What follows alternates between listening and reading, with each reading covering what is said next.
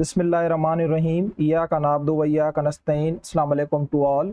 हम अपनी आज की डिस्कशन के अंदर फर्स्ट ईयर की न्यू बुक से चैप्टर नंबर 4 बायो एनर्जेटिक्स के ऊपर डिस्कस करने लगे हैं और हम देखते हैं कि इस चैप्टर के अंदर हमारे पास क्या क्या चीज़ें हैं समझने के लिए। अच्छा भाई, ये जो चैप्टर है ये थोड़ा सा कॉन्सेप्शुअल है और इसके अंदर बहुत सारे केमिकल रिएक्शंस होते हैं और उन केमिकल रिएक्शंस के थोड़े नाम भी मुश्किल हैं, तो बच्चों को वो थोड़े से मुश्किल लगते हैं और इसके अंदर जो कॉन्सेप्ट हैं वो भी बच्चों को थोड़े से मुश्किल लगते हैं। तो इंशाल्लाह मैं पूरी कोशिश करूंगा कि वो कॉन्सेप्ट, वो केमिकल रिएक्शन जितने आसान करके आप लोगों के साथ शेयर करूं उतना इंशाल्लाह मैं करूंगा ताकि आप लोगों के जहन में वो बैठ जाए। अच्छा, इस चैप्टर का जो मेन पर्पज़ है वो मैं आपको बता दूं। देखो, इस चैप्टर के अंदर हमारे दो बड़े इंपॉर्टेंट टॉपिक होंगे जिनके ऊपर हम डिटेल डिस्कस करेंगे। एक है फोटोसिंथेसिस, जिसके अंदर हम पूरा ये प्रोसेस देखेंगे कि प्लांट ग्लूकोज किस तरह से बनाता है।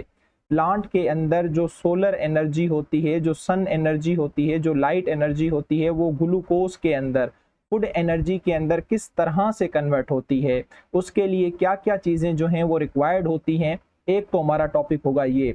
उसके बाद नेक्स्ट जो हमारी डिटेल डिस्कशन होगी वो होगी सेल रेस्पिरेशन के अंदर, या जिसे हम सेल्यूलर रेस्पिरेशन या आम लफ्ज़ों में जिसे हम रेस्पिरेशन कहते हैं। अब इसके अंदर हमने ये देखना है कि एक सेल ग्लूकोज को किस तरह से ब्रेक डाउन करता है और उससे एनर्जी प्रोड्यूस करता है। अब ग्लूकोज को ब्रेक डाउन करने के लिए क्या क्या चीज़ें रिक्वायर्ड होती हैं, कौन कौन से जो हैं रिएक्शंस होते हैं, उनके ऊपर हमारी इंशाल्लाह डिटेल डिस्कस होगी। आज की क्लास के अंदर हम जस्ट थोड़ा सा इसका इंट्रोडक्शन देखेंगे और फोटोसिंथेसिस के ऊपर थोड़ी सी हम डिस्कस करेंगे। तो हम देख लेते हैं कि इसके इंट्रोडक्शन के अंदर हमारे पास क्या क्या चीज़ें हैं समझने के लिए। अच्छा देखें भाई, लिविंग बॉडी के अंदर जितने भी सेल्स होते हैं वो बहुत सारी एक्टिविटीज़ करते हैं। हर सेल कोई ना कोई जो है वो एक्टिविटी कर रहा होता है। तो यहाँ पे लिखा हुआ है कि in the body of living cell, living organisms, all the cells carry numerous activities. हर सेल कोई ना कोई एक्टिविटी कर रहा होता है। जिस तरह से कुछ एक्टिविटीज़ आप लोगों के जहन में डालने के लिए मैंने यहाँ पे लिखी हैं। जेनेटिक इंस्ट्रक्शन या information flow from nucleus to cytoplasm. देखिए, हमने क्या पढ़ा था लास्ट चैप्टर के अंदर। मैंने कहा था जब भी कोई सेल प्रोटीन बनाता है तो वो प्रोटीन हमेशा कहाँ बनती है, साइटोप्लाज्म में बनती है, क्योंकि राइबोसोम्स जो हैं वो साइटोप्लाज्म में मौजूद होते हैं। तो इसलिए जो भी प्रोटीन बनती है वो साइटोप्लाज्म में बनती है। लेकिन उस प्रोटीन के लिए जो मैसेज आता है वो कहाँ कहाँ से आता है, डीएनए से आता है। अब ये डीएनए मौजूद है न्यूक्लियस के अंदर और यहाँ से मैसेज आएगा साइटोप्लाज्म के पास। तो ये जब मैसेज यहाँ से न्यूक्लियस से निकल के साइटोप्लाज्म में आएगा प्रोटीन बनाने के लिए, तो ये लाएगा मैसेंजर आरएनए। तो आपको क्या लगता है कि मैसेंजर आरएनए जब न्यूक्लियस से निकल के साइटोप्लाज्म की तरफ आता है तो एनर्जी रिक्वायर्ड नहीं होती? तो भाई बहुत सारी एनर्जी रिक्वायर्ड होती है। उसके बाद हमने क्या पढ़ा था कि भाई हमारे पास अगर कोई भी प्रोटीन बनानी होती है तो वो प्रोटीन राइबोसोम्स के अंदर बनती है, जो कि रफ एंडोप्लाज्मिक रेटिकुलम के साथ लगे हुए होते हैं। हमने लास्ट चैप्टर के अंदर सेल स्ट्रक्चर एंड फंक्शन के ऊपर डिस्कस किया हुआ है। तो रफ एंडोप्लाज्मिक रेटिकुलम क्या करता है, वो प्रोटीन बनाता है क्योंकि राइबोसोम्स उसके साथ अटैच होते हैं।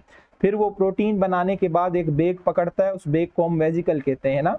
उस बेग के अंदर वो प्रोटीन डालता है, फिर वो बेग हवाले कर देता है किसके, गोल्जी बॉडीज के। फिर गोल्जी बॉडीज क्या करता है, उस प्रोटीन को मॉडिफाइड करता है और वो प्रोटीन बनाता है जो बॉडी को रिक्वायर्ड होती है। फिर उस प्रोटीन को अपने सेल के अंदर भी इस्तेमाल कर सकता है। अगर दूसरे सेल में भेजनी होती है तो फिर वो उस बेग को इस प्लाज्मा मेम्ब्रेन से क्रॉस करके दूसरे सेल की प्लाज्मा मेम्ब्रेन के पास भेज देगा। तो यानी ये जो वेजिकल मूव कर रहा है, पहले वेजिकल मूव हुआ एंडोप्लाज्मिक रेटिकुलम से, फिर गया गोल्जी बॉडीज के पास, फिर गया प्लाज्मा मेम्ब्रेन के पास। तो आपको क्या लगता है कि ये जो वेजिकल मूव कर रहा है एक ऑर्गेनील से दूसरे ऑर्गेनील की तरफ, फिर एक सेल से दूसरे सेल की तरफ, ये काम ऐसे ही होगा? बेटा इसके लिए एडवांस लेवल की हमें एनर्जी चाहिए होती है, एटीपी चाहिए होती है। तो यहाँ पे लिखा हुआ है कि vesicles are moved from Golgi bodies to plasma membrane. अब ये जो वेजिकल्स हैं ये गोल्जी बॉडीज के अंदर मॉडिफाइड होने के बाद, पार्टिकुलर प्रोटीन बनाने के बाद प्लाज्मा मेम्ब्रेन के पास भेजे जाते हैं ताकि ये दूसरे सेल के अंदर उसको भेजे। इसी तरह से आपको पता है कि ये जो सेल है ये कुछ आयंस लेता है और कुछ आयंस निकालता है बाहर। जिस तरह से सोडियम है, पोटाशियम है, कैल्शियम है, इन आयंस की मूवमेंट सेल के इन एंड आउट होती रहती है। तो आपको क्या लगता है कि ये जो ions in and out plasma membrane से मूव करते हैं ये मुफ्त में करते हैं? तो भाई इसके लिए एडवांस लेवल की एनर्जी रिक्वायर्ड होती है। तो यहाँ पे लिखा हुआ है ions are pump through the plasma membrane. तो ये बेटा कुछ ऐसे काम है जिनके लिए हमें एनर्जी रिक्वायर्ड होती है। लिखा हुआ है these high level of activities required energy. अब भाई ये एनर्जी प्लांट कहाँ से लाए, एनिमल कहाँ से लाए, तो लिखा हुआ है प्लांट ये एनर्जी लेता है सोलर लाइट से, सोलर एनर्जी से, और इसको कन्वर्ट कर देता है फूड एनर्जी यानी ग्लूकोज के अंदर। एनर्जी की एक फॉर्म को एनर्जी की दूसरी फॉर्म में प्लांट क्या कर रहा है, कन्वर्ट कर रहा है। फिर हम क्या करते हैं, इसी ग्लूकोज को खाते हैं, यानी इसी प्लांट को खाते हैं, और उसको कन्वर्ट, उस फूड एनर्जी को हम कन्वर्ट कर देते हैं किसके अंदर, एटीपी के अंदर। तो हम भी एनर्जी की एक फॉर्म को यानी ग्लूकोज वाली एनर्जी को कन्वर्ट कर रहे हैं किसके अंदर, एटीपी के अंदर। तो लिखा हुआ है animal get this energy by consuming plants, और हम प्लांट्स को खाएंगे, प्लांट के अंदर वो ग्लूकोज मौजूद होगा, और उसी ग्लूकोज को हम कन्वर्ट कर देंगे किसके अंदर, एटीपी के अंदर।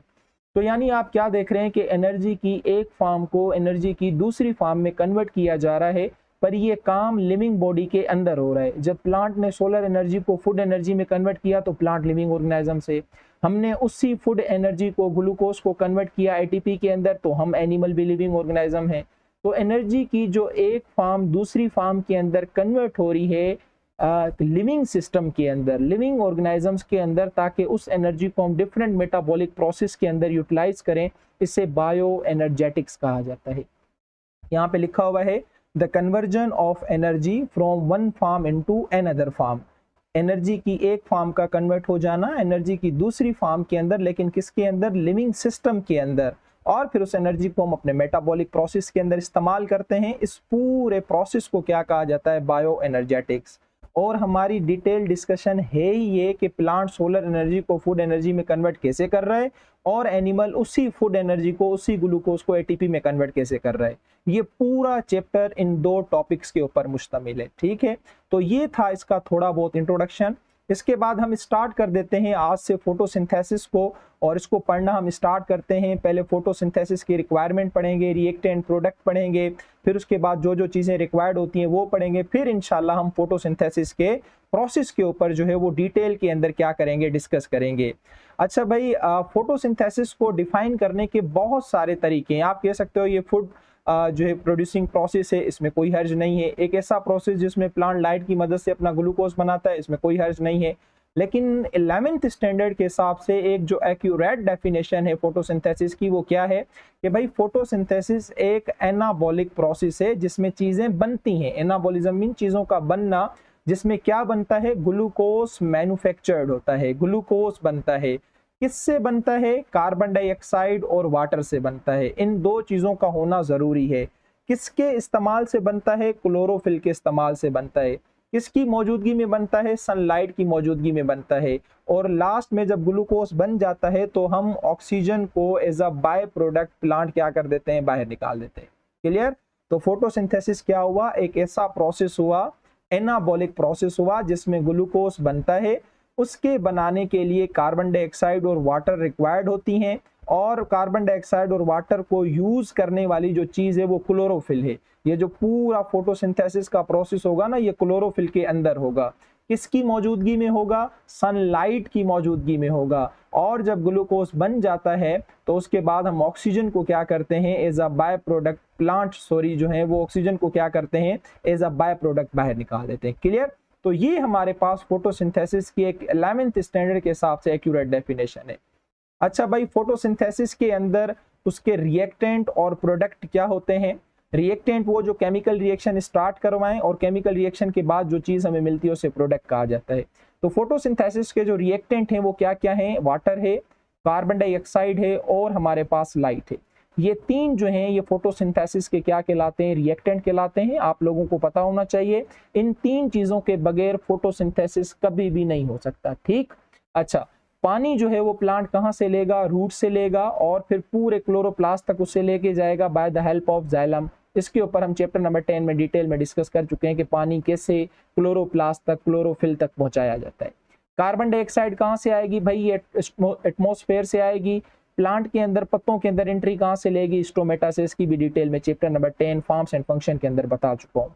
और लाइट कहाँ से आएगी, सनलाइट से आएगी। और लाइट को कैच करने के लिए प्लांट के अंदर जो मॉलिक्यूल्स लगे हुए होते हैं उनको क्या कहा जाता है, पिगमेंट्स कहा जाता है। क्लियर। तो यानी कि यहाँ पे हमारे पास फोटोसिंथेसिस के जो रिएक्टेंट थे वो हमें अच्छे तरीके से समझ आ गए, और ये भी पता चल गया कि प्लांट ये रिएक्टेंट अपनी बॉडी के अंदर कहाँ से लेता है और कैसे लेता है। ठीक। उसके बाद हमारे पास जो फोटोसिंथेसिस की प्रोडक्ट होती है, जो मेन प्रोडक्ट होती है ना वो होती है ग्लूकोज। ठीक है, तो मैंने लिख दिया है ग्लूकोज जो है वो प्लांट की क्या है, मेन प्रोडक्ट है। उसके बाद वाटर भी प्रोड्यूस होता है ड्यूरिंग फोटोसिंथेसिस, और ऑक्सीजन भी जो है ड्यूरिंग फोटोसिंथेसिस क्या होती है, प्रोड्यूस, लेकिन as a by product produce होती है। ग्लूकोज जो होती है वो उसकी मेन प्रोडक्ट होती है। अच्छा देखें, एक बार जब ग्लूकोज बन जाता है, अब देखें प्लांट ने जब ग्लूकोज बना लिया तो इस ग्लूकोज के पास टोटल 4 रास्ते होते हैं, 4 रूट्स होते हैं कि ये ग्लूकोज आगे जाके क्या क्या कर सकता है। तो मैंने इसी तरह से ये 4 एरो बना के आपको समझाने की कोशिश की कि प्लांट के पास 4 रास्ते हैं। पहला रास्ता ये है कि प्लांट ग्लूकोज को स्टोर कर ले in the form of starch, अगर ग्लूकोज की उस वक्त जरूरत नहीं है तो।